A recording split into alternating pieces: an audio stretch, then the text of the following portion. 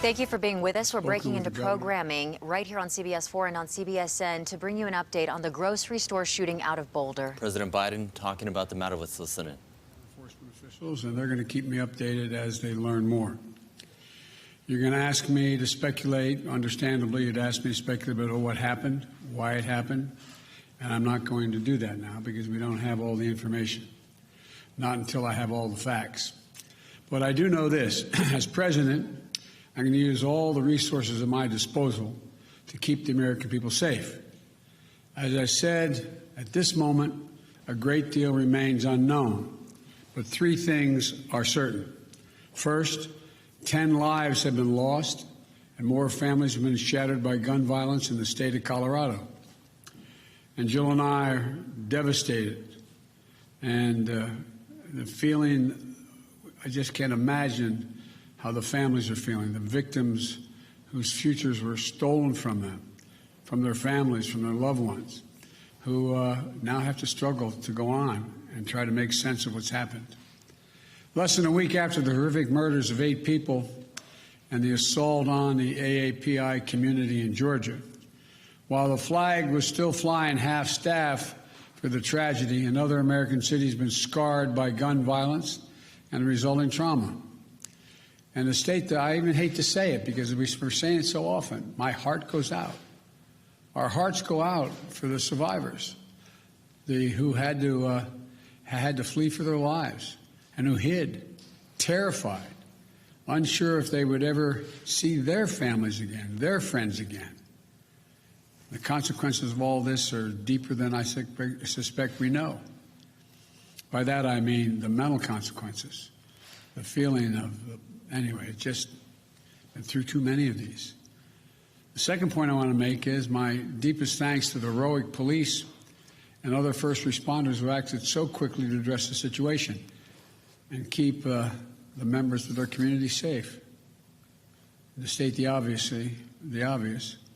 I commend the exceptional bravery of Officer Eric Talley. I send my deepest condolences to his family, his close family and 7 children.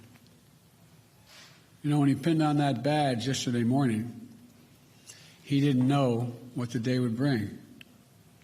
I want everybody to think about this. Every time an officer walks out of his or her home and pins that badge on, the family member that they just said goodbye to wonders whether they'll subconsciously, will they get that call, the call that his wife got.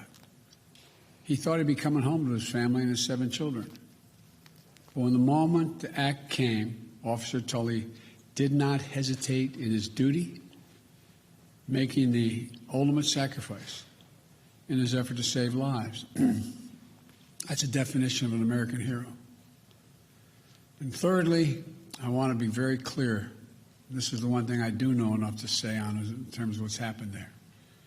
While we're still waiting for more information regarding the shooter, his motive, the weapons he used, the guns, the magazines, the weapons, the modifications that apparently have taken place to those weapons that are involved here, I don't need to wait another minute, let alone an hour, to take common sense steps that will save the lives in the future and to urge my colleagues in the House and Senate to act.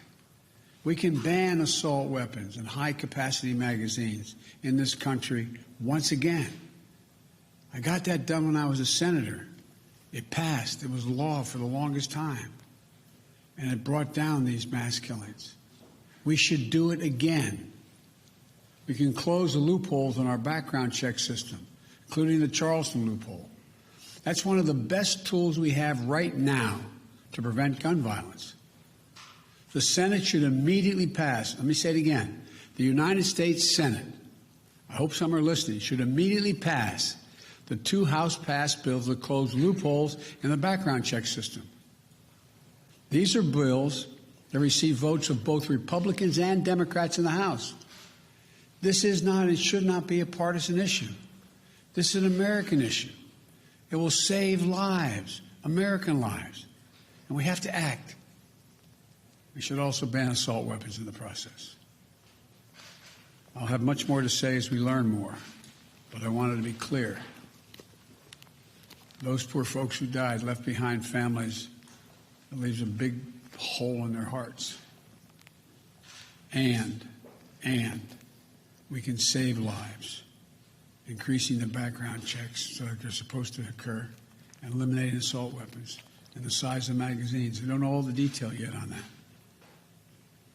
But I'll be talking to you more later today or in the next couple of days about what else we know. May God bless you all and those families who are mourning today because of gun violence in Colorado and Georgia, all across the country. We have to act so there's not more of you, there's fewer of you as time goes on. Thank you so much.